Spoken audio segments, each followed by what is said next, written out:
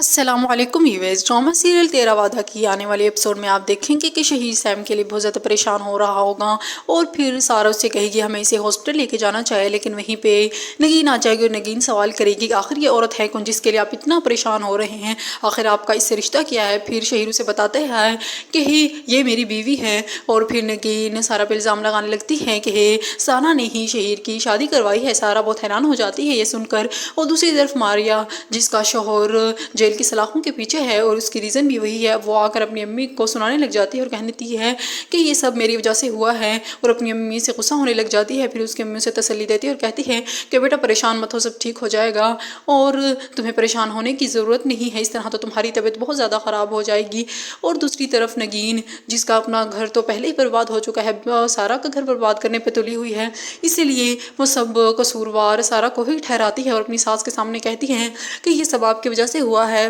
اور سارا نے ہی شہید کی شادی کروائی ہے۔ اور علی بھی جب یہ بات سنتا ہے تو اسے سارا پر بہت زیادہ غصہ آتا ہے کہ سارا نے یہ سب کیوں کیا۔ سارا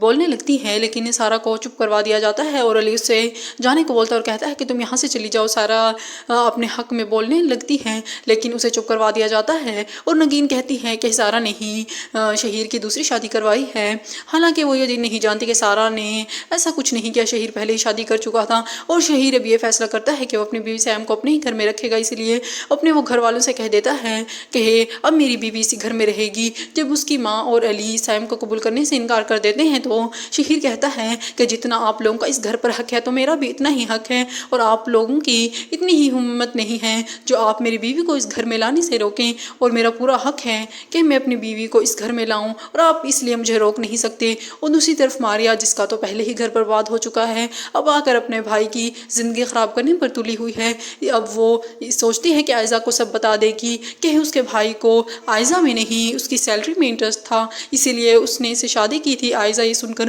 بہت ہی زیادہ پریشان ہو جائے گی۔